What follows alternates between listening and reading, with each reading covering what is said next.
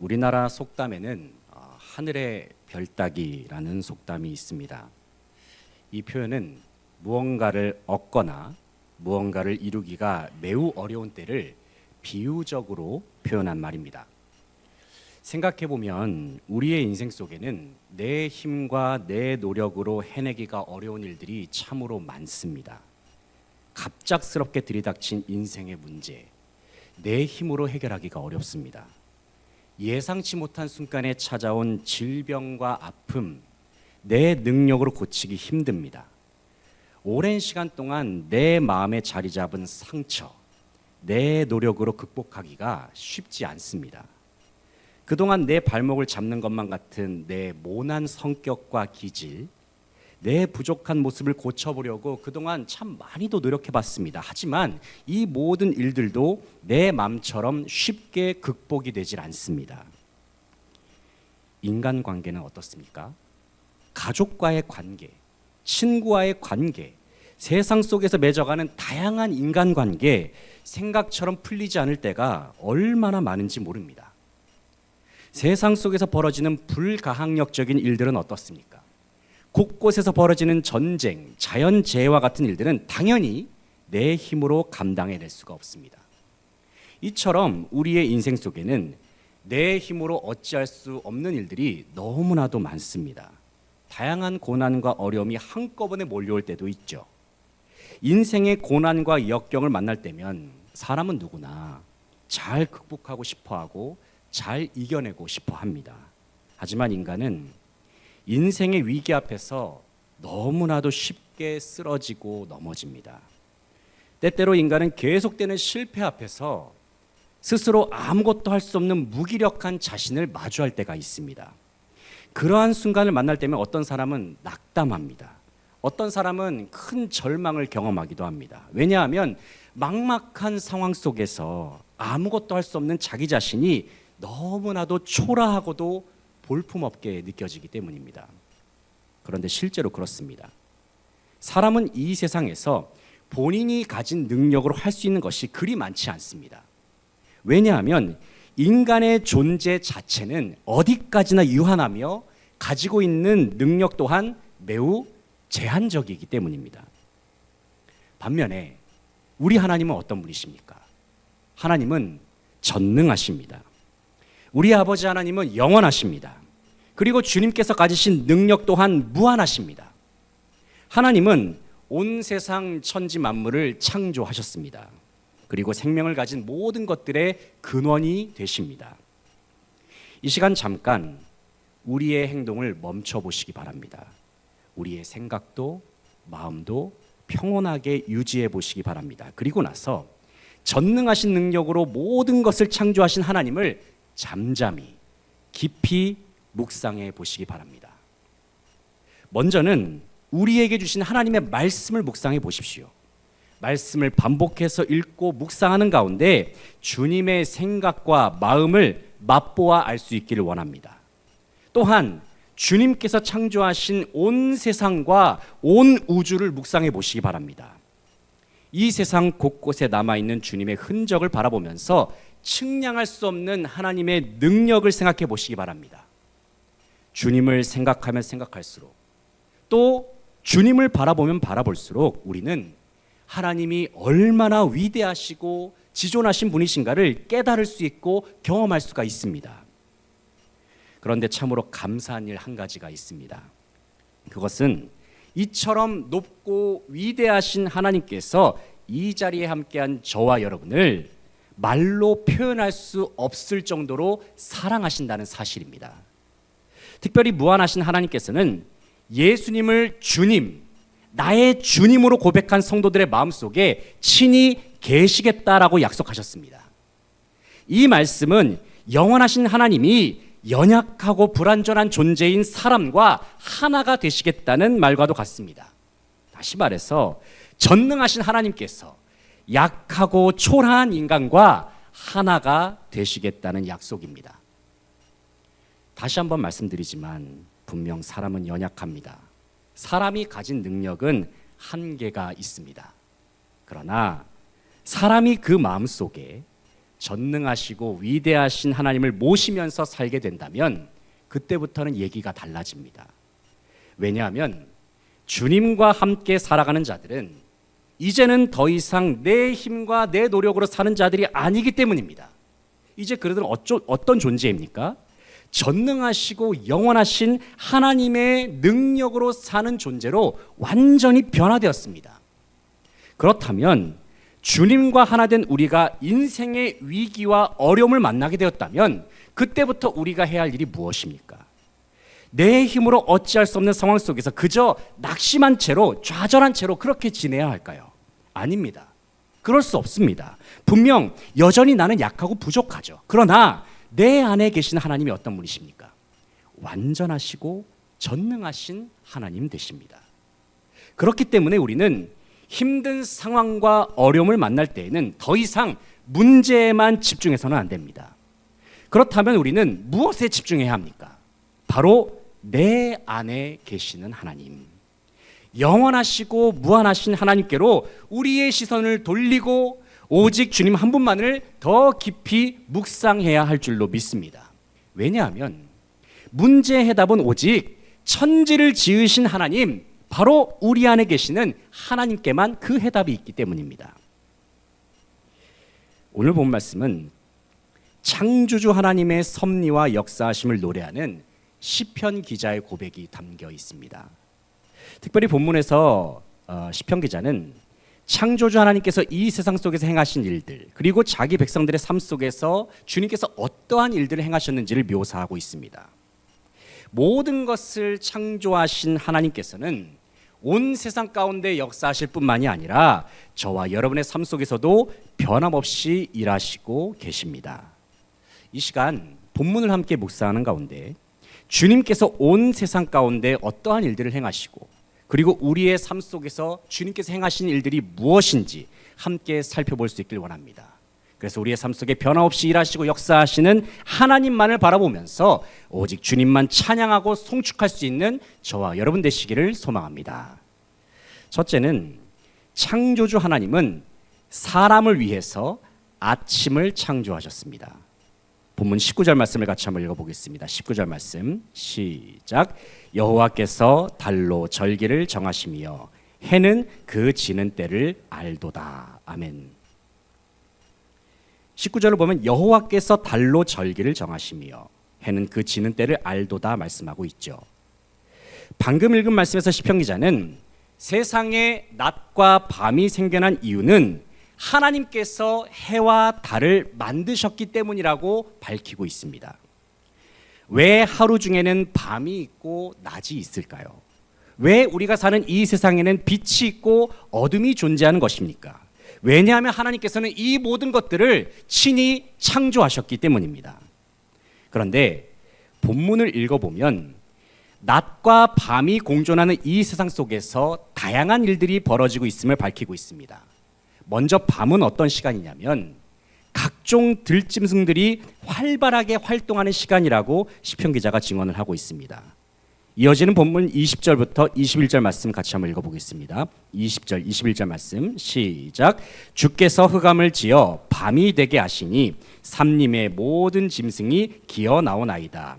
젊은 사자들은 그들의 먹이를 쫓아 부르짖으며 그들의 먹이를 하나님께 구하다가. 아멘. 방금 읽은 말씀에서 시편 기자는 밤이 되면 삼림의 모든 짐승들이 기어 나와서 본격적인 활동을 시작한다고 말씀하고 있습니다. 이어지는 21절 말씀을 보면 시편 기자는 젊은 사자의 활동까지 언급을 하고 있죠. 그러니까 밤이라는 시간은 사자를 비롯한 각종 들짐승들이 먹이를 쫓아다니면서 하나님께 먹이를 구하는 시간, 이렇게 묘사를 하고 있다는 것이죠. 정리하면 시편 기자는 밤이라는 시간은 하나님께서 사람을 위해서 주신 시간이 아니라 각종 들짐승들을 위해서 주신 시간이라고 밝히고 있습니다. 그렇다면 밤은 사람에게 있어서는 어떤 시간일까요? 캄캄한 어둠의 시간은 어떤 시간입니까? 한마디로 말해서 밤은 인간에게 있어서 자는 시간입니다. 다시 말해서 곧 다가올 아침을 위해서 휴식을 취하는 시간이라는 말입니다. 이어지는 23절 말씀을 보게 되면은 시편 기자가 이렇게 말씀하고 있습니다. 사람은 나와서 일하며 저녁까지 수고하는도다 말씀하고 있습니다. 여기서 사람이 나와서 일을 시작하는 시간은 밤의 휴식을 누린 이후에 맞이하는 아침을 말합니다. 아침이 어떤 시간입니까? 아침은 밝은 태양이 떠오르는 시간입니다. 어둠이 지나고 빛이 다가오는 시간입니다. 아침에 떠오르는 햇빛은 생명이 있는 모든 것들을 자라나게 하는 중요한 요소입니다. 이러한 의미에서 아침의 시간은 성장의 시간임과 동시에 열매를 맺게 하는 결실의 시간이라고도 할 수 있습니다. 특별히 이 땅을 살아가는 하나님의 백성들은 아침을 허락하신 하나님의 뜻을 매일같이 기억할 수 있어야 합니다. 매일 아침을 맞이할 때마다 우리는 주님의 능력으로 우리를 성장시키고자 하시는 주님의 계획을 기억해야 합니다. 오늘 하루 동안 우리의 삶을 어떻게 인도하시고 우리를 어떻게 성장시키는가 하나님의 계획을 묵상할 수 있어야 합니다. 그리고 아침을 맞이할 때마다 우리는 우리로 하여금 열매를 맺기를 바라시는 주님의 계획을 기억할 수 있어야 합니다. 우리에게 주어진 아침은 성장의 시간입니다. 우리에게 주어진 아침은 열매를 맺게 하는 생명의 시간입니다. 매일의 삶 속에서 우리에게 아침을 허락하신 주님의 뜻을 기억하면서 우리의 모든 삶을 통하여 주님 앞에 큰 영광을 돌려드릴 수 있는 저와 여러분 되시기를 소망합니다. 둘째로 창조주 하나님은 우리의 모든 필요를 공급하시는 공급자가 되십니다. 24절 말씀을 같이 한번 읽어보겠습니다. 24절 말씀 시작. 여호와 주께서 하신 일이 어찌 그리 많은지요. 주께서 지혜로 그들을 다 지으셨으니 주께서 지으신 것들이 땅에 가득하니이다. 아멘. 24절을 보면 여호와여 주께서 하신 일이 어찌 그리 많은지요. 주께서 지혜로 그들을 다 지으셨으니 주께서 지으신 것들이 땅에 가득하니이다 말씀합니다. 방금 읽은 말씀에서 시편 기자는 세상에 존재하는 수많은 피조물들을 바라보고 있습니다. 그리고 그는 이 모든 것들을 만드신 하나님의 위대하심을 찬양하고 있습니다. 시편 기자의 고백처럼 하나님께서 창조하신 것들은 이 세상에 정말 셀 수 없이 많죠. 어디 지구뿐만이겠습니까? 그 범위를 한번 우주로 넓혀 보시기 바랍니다. 굳이 설명하지 않더라도 온 우주를 만드신 하나님의 지존하심과 무한하심은 세상의 모든 말로도 다 표현할 길이 없습니다. 본문 26절을 보면 하나님께서 창조하신 피조물 중에는 리워야단이라는 생물이 있습니다. 리워야단이 뭘까요? 네, 악어. 정답입니다. 정답에 가까운 대답이라고 할 수가 있겠습니다. 우리 아주 뛰어난 성경 지식을 나눠주셨는데요. 이 리워야단에 대해서 성경학자들은 대표적으로 여러 가지 동물들을 말합니다. 악어를 말하기도 하고 뱀 혹은 용을 지칭한다고 말하는 사람들도 있습니다. 그 중에서 많은 성경학자들이 지지하는 견해가 무엇이냐면 리워야단을 악어로 보는 견해입니다. 악어라는 동물을 잠시 생각을 해보면은 이 악어라는 동물은 본문이 기록되었을 당시에는 고대 근동 사회에서는 가장 무서운 동물, 가장 두려운 동물로 알려져 있는 동물이었습니다. 그 누구도 당해낼 수 없는 무시무시한 동물의 상징이 바로 리워야단이라는 동물입니다. 그런데 참 재밌는 구절이 27절에 이어집니다. 27절을 보게 되면 그 많은 사람들의 두려움의 대상인 리워야단이 조금 의아한 행동을 하고 있어요. 27절 말씀 보면은 뭐라고 말씀합니까? 이것들은 다 주께서 때를 따라 먹을 것을 주시기를 바라나이다 말씀하고 있거든요. 이 무슨 말씀일까요? 한마디로 말해서 많은 사람들이 두려워서 벌벌 떨고 있는 리워야단이 지금 하나님 앞에서 두 손 모으면서 이런 말을 하고 있는 거예요. 하나님 저 밥 좀 주세요 이러고 있는 거예요. 그 무시무시한 리워야단이 하나님 밥 좀 주세요 저 배고파요. 여러분 그 강력한 힘을 가진 리워야단이 하나님 앞에서 두 손을 벌리고 있습니다. 정말 모양 빠지는 모습 아닙니까? 그렇다면 이와 같은 리워야단의 요청에 대해서 하나님께서는 어떻게 응답하셨을까요? 28절 말씀 보시면 주께서 주신즉 그들이 받으며 주께서 손을 펴신즉 그들이 좋은 것으로 만족하다가 말씀합니다. 이 말씀은 하나님께서 리워야단을 비롯해서 모든 생물들이 밥 달라고 손 내밀고 있으면 그 위에 먹을 것을 딱 얹어주신다는 말씀입니다. 여러분, 이 말씀이 의미한 바가 무엇일까요? 그것은 한마디로 말씀드리면 모든 것을 창조하신 하나님께서는 모든 피조물들의 공급자가 되신다는 말입니다. 그런데 하나님은 단순히 물질만 공급하시는 분이 아니시죠. 하나님은 모든 피조물들의 생명까지도 친히 공급하시는 하나님이십니다. 이 시간 29절 30절 말씀을 같이 한번 읽어보겠습니다. 29절 30절 시작. 주께서 낯을 숨기신즉 그들이 떨고 주께서 그들의 호흡을 거두신즉 그들은 죽어 먼지로 돌아가나이다.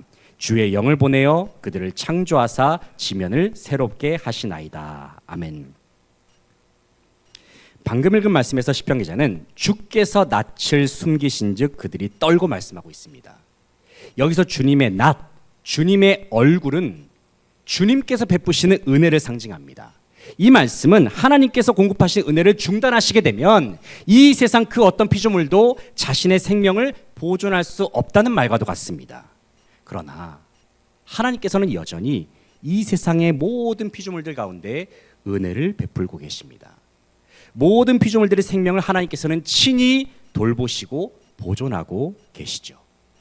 무엇보다도 참 감사한 것은 우리의 아버지가 되시는 하나님께서는 주님께서 사랑하시는 자녀들의 삶을 친히 책임지시고 돌보시겠다 약속하여 주셨습니다. 마태복음 6장 26절에서 주님은 말씀하십니다. 공중의 새를 보라, 심지도 않고 거두지도 않고 창고에 모아들이지도 아니하되 너희 하늘 아버지께서 기르시나니 너희는 이것들보다 귀하지 아니하냐. 또 마태복음 6장 28절을 보게 되면 주님께서 이렇게 말씀하시죠. 또 너희가 어찌 의복을 위하여 염려하느냐. 들의 백합화가 어떻게 자라는가 생각하여 보라. 수고도 아니하고 길쌈도 아니하느니라 말씀합니다. 방금 읽은 말씀에서 주님께서 말씀하고 있어요. 하나님은 공중의 새를 기르시는 분이시다 말씀합니다. 하나님은 들에 핀 백합화를 가꾸시는 분이라고 말씀합니다. 그런데 이 두 가지를 예로 드시면서 하나님께서 우리에게 강조하시는 말씀이 있습니다. 그것은 공중의 새보다도 들의 백합화보다도 우리 하나님은 사람을 더 귀하게 여기신다는 말씀입니다. 때때로 인생이 힘들고 어려울 때는 한번 주님께서 창조하신 여러 피조 세계를 가만히 바라보고 묵상해 보시기 바랍니다. 다른 피조물들을 보면요, 참 잘 지내고 있습니다. 참새도 잘 지내고요, 비둘기도 잘 지냅니다. 아파트의 고양이들도 잘 성장하고 있어요. 동네에서 자라는 벚나무도 소나무도 땅에 심겨진 꽃들도 잘 성장하고 있습니다. 그런데 이 모든 것을 창조하신 하나님께서 저와 여러분에게 말씀하십니다. 그것은 우리의 눈에 보이는 모든 자연 만물 온 천하와는 비교할 수 없을 정도로 저와 여러분이 더욱 귀하다 말씀하고 계십니다. 우리를 귀하게 여기신 하나님께서는 언제나 가장 좋은 것들로 우리의 필요를 채워주십니다. 이 시간 참 좋으신 우리 아버지 하나님, 우리의 공급자 되시는 하나님을 기억하면서 주님께 큰 영광을 돌려드릴 수 있는 모든 성도들 되시기를 소망합니다. 마지막으로, 그렇다면 사람은 어떻게 해야 하는가? 그러므로 사람은 모든 것의 창조주가 되시는 하나님을 찬양해야 합니다. 31절 말씀 같이 한번 읽어보겠습니다. 31절 시작. 여호와의 영광이 영원히 계속할지며 여호와는 자신께서 행하시는 일들로 말미암아 즐거워하시리로다. 아멘. 31절 말씀을 보시면은 시편 기자는 여호와의 영광이 영원히 계속할지며 여호와는 자신께서 행하신 일들로 말미암아 즐거워하시리로다 말씀합니다. 방금 읽은 말씀에서 시편 기자는 하나님의 영광이 영원히 지속된다 말씀하고 있습니다. 그리고 하나님께서는 주님께서 행하신 일들로 말미암아서 즐거워하신다 말씀하고 있어요. 그렇다면 31절의 말씀처럼 하나님께서는 왜 주님께서 만드신 것들을 보시면서 이처럼 기뻐하고 즐거워하고 계실까요? 왜냐하면 주님께서 창조하신 모든 피조물들 속에는 하나님의 영광이 깃들어 있기 때문입니다. 하나님의 성품, 하나님의 능력, 하나님의 생기가 모든 피조물 속에 거하고 있기 때문입니다. 특별히 그 중에서도 사람은 하나님의 형상대로 창조하셨다 말씀하고 있어요. 쉽게 말하면 사람은 하나님과 닮은 존재로서 이 세상에 보냄을 받았다는 사실입니다. 물론 아담과 하와의 범죄로 말미암아 원래 인간이 가지고 있었던 하나님의 형상은 불완전한 모습으로 깨어졌습니다. 하지만 참 감사한 것은 우리 아버지 하나님께서는 독생자 예수님을 통해서 깨어진 하나님의 형상을 온전히 회복시켜 주셨습니다. 바로 주님께서 달리신 십자가와 부활의 공로로 말미암아 우리는 완전한 하나님의 형상을 소유한 주님의 자녀요 백성이 된 줄로 믿습니다. 그렇다면 하나님의 백성된 자로서 앞으로 저와 여러분이 주님 앞에서 감당해야 할 일이 무엇일까요? 그것은 위대하신 주님의 능력을 찬송하고 예배하면서 오직 주님의 이름만을 높여드리는 것입니다. 이 시간 본문 32절부터 35절까지의 말씀을 같이 한번 읽어보겠습니다. 32절부터 35절까지 시작. 그가 땅을 보신즉 땅이 진동하며 산들을 만지신즉 연기가 나는도다. 내가 평생토록 여호와께 노래하며 내가 살아있는 동안 내 하나님을 찬양하리로다. 나의 기도를 기쁘게 여기시기를 바라나니 나는 여호와로 말미암아 즐거워하리로다. 죄인들을 땅에서 소멸하시며 악인들을 다시 잊지 못하게 하시리로다. 내 영혼아 여호와를 송축하라. 할렐루야. 아멘. 방금 읽은 말씀에서 시편 기자는 땅을 진동하시고 산에서는 연기가 나게 하시는 능력의 하나님을 찬송합니다. 동시에 시편 기자는 죄인들을 심판하시고 자기 백성들을 구원하시고 돌보시는 주님의 이름을 큰 소리로 송축하고 있습니다. 이처럼 시편 기자는 모든 것을 지으신 창조주 하나님을 찬양하고 있습니다. 모든 것을 다스리시고 섭리하시는 주님을 찬양하고 있습니다. 그리고 시편 기자는 모든 선과 악을 완전히 심판하시는 심판주 하나님을 찬양하고 있습니다. 사랑하는 성도 여러분, 하나님이 온 세상의 창조주요 통치자요 심판자가 되신다는 이 사실 하나만으로도 우리는 마땅히 하나님을 찬양할 수 있고 또 마땅히 그렇게 해야 하는 줄로 믿습니다. 하지만 때때로 우리는 인생 속에서 감당하기 어려운 고난과 여러 가지 시험을 만날 때면 때로는 하나님 앞에서 이러한 의문을 품을 때가 있어요. 하나는 왜 하나님은 나에게 이런 시련을 주시는가? 이런 의문입니다. 어떤 경우에는 이처럼 삶이 힘들고 어려운데 왜 나는 여전히 하나님을 찬양하고 예배해야 하는가? 고뇌하면서 의문을 가질 때도 있습니다. 하지만 여러분, 그럼에도 불구하고 변함없이 하나님을 찬송하고 예배할 수 있는 저와 여러분 되시기를 소망합니다. 지금은 다 알 수 없습니다. 지금은 다 이해할 수 없습니다. 지금 상황에서 우리가 할 수 있는 것은 아무것도 없을지도 모릅니다. 그러나 우리 하나님은 모든 것을 다 아십니다.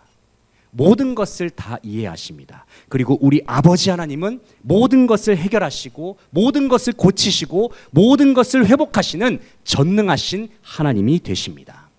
이 시간 간절히 바라옵기는 나의 창조자가 되시며 모든 것을 만드신 하나님을 한번 믿음으로 바라보시기 바랍니다. 그래서 우리의 마음을 다시 한번 주님께로 향하여서 전심으로 주님의 이름만을 송축하고 예배할 수 있는 이 자리에 함께한 저와 여러분 되시기를 소망합니다.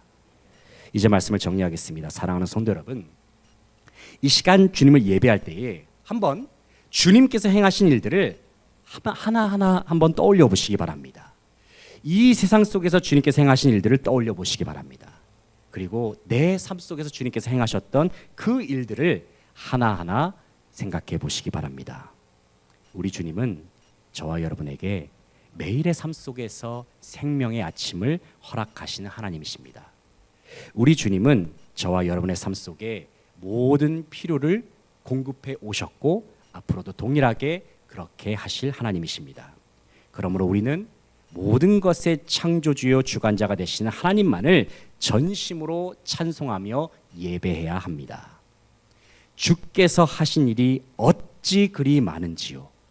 바로 이와 같은 시편 기자의 고백처럼 하나님께서 행하신 일들을 다 함께 기뻐하면서 오직 주님께만 영광을 돌려드릴 수 있는 저와 여러분 되시기를 소망합니다. 그래서 전능하시고 영원하신 하나님을 예배하는 힘으로 인생의 모든 고난과 어려움을 능히 이겨내고 승리하는 사랑하는 모든 성도들의 삶이 되시기를 간절히 바라고 소망합니다.